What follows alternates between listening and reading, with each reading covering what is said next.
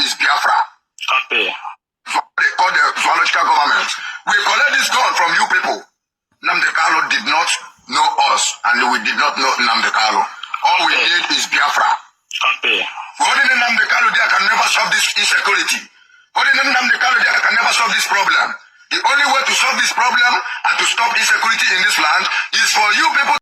Alright, wonderful people, welcome back to this wonderful channel where we'll bring you back to back updates and information as to the world. In case you have not joined social media handle, what are you waiting for? Kindly go ahead and subscribe, like, comment, share, and also remember to all your notification buttons so that whenever our news drop, you could be the first one to collect them. Alright, the careful way they look for my table this morning, they say the commander Gentle the Yahoo has resurfaced. He is not died.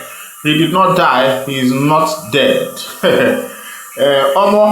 This one could be like Rambo part 1 and part 2 and part 3. I think that this one is Rambo part 2. We are yet to see the part 3. But as the matter unfolds, as it be, Commander Gentle the Yahoo is alive, and this is him on your screen. And he has said some things that Mazen and the camp does not even know their existence, but for them, they are here to fight for their father's land. I want you to watch that video. Drop your comment on the comment section and tell me what you think. Because of selfish or cultish that you people blow together with Hausa and the Fulanis. That's why you people are doing nonsense. You can't plan, you can't reason. Nonsense people. We are fully ready for you people. A simple man. And I must bring this Nigeria down. Nigeria must fall. God in Nnamdi is causing more problem.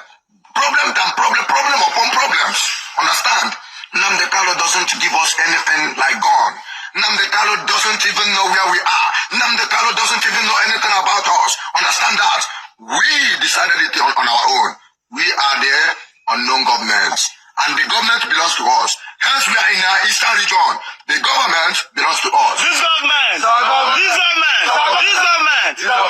Us. Thank you and thank you. Have my strong message.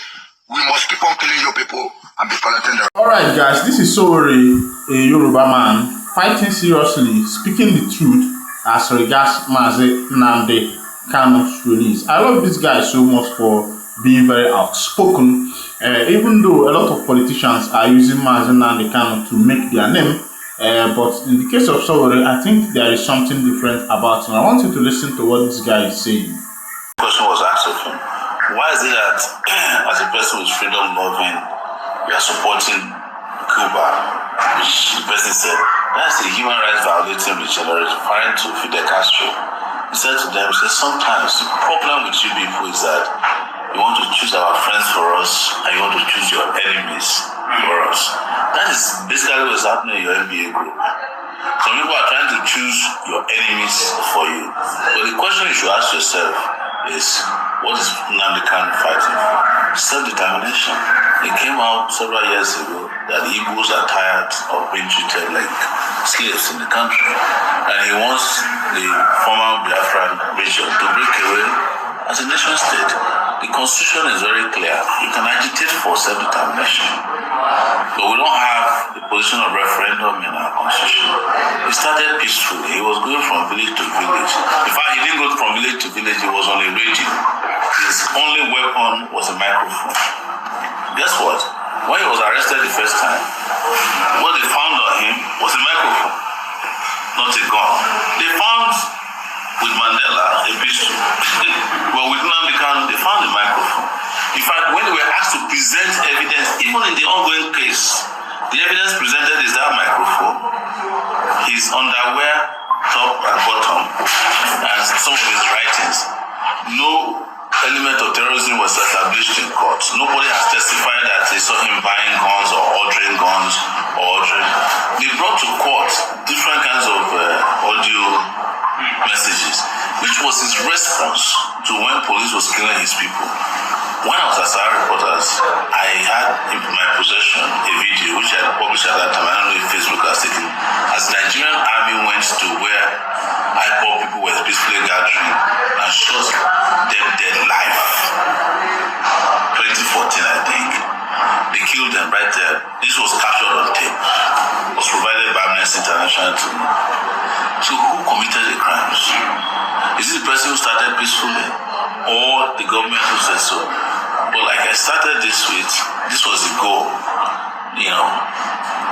But the simplest question a lawyer asks when you go to court is evidence, right? If somebody is brought before a court on terrorism charges, and we have not been able to prove it in 4 years, there's something wrong with that process.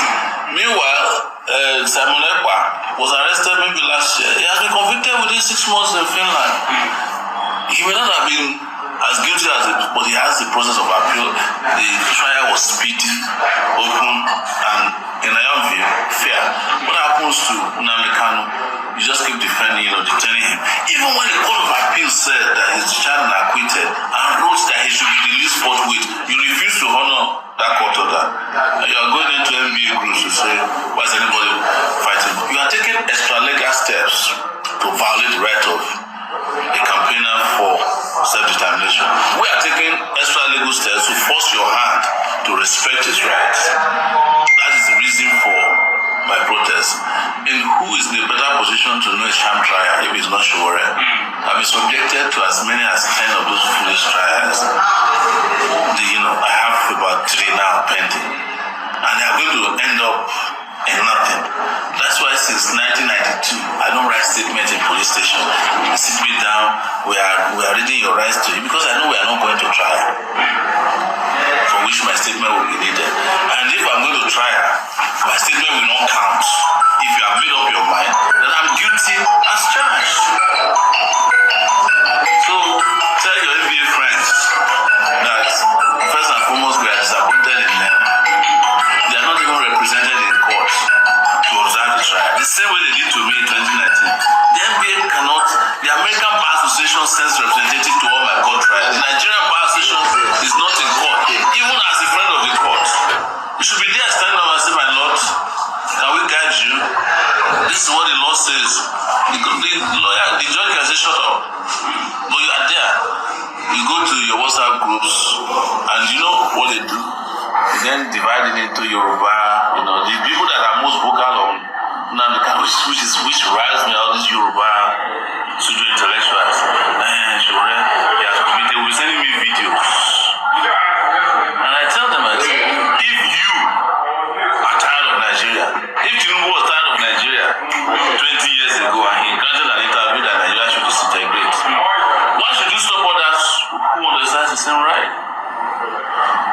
To be clear, I don't want Nigeria to break up. So Mazi Nnamdi Kanu's lawyer speaks out on how the case is going with the DSS, how they have not been allowed access to Mazi Nnamdi Kanu as the case is currently going on. Let's go down to that information as it is.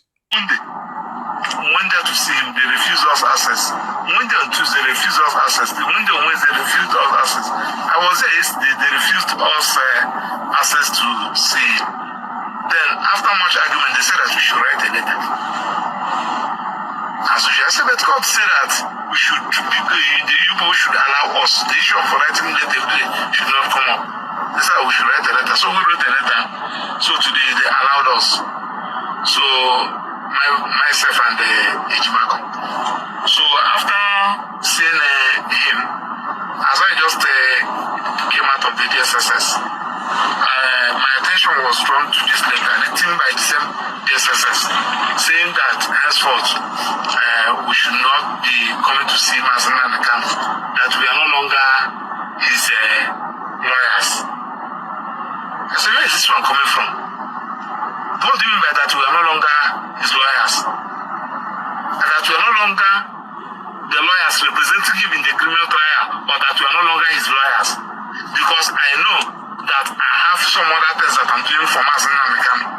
I'm representing him in a matter he has with police at the FCT High Court. I'm representing him in the matter he sued one media house at the FCT High Court for defamation. I'm representing him in a matter he sued for enforcement of fundamental rights against DSSS in that federal High Court. I'm representing him in 2 matters we had against the DSSS at federal High Court. I'm also representing him in a prosecution of IPOB, the matter present in the Supreme Court, and some other legal issues that he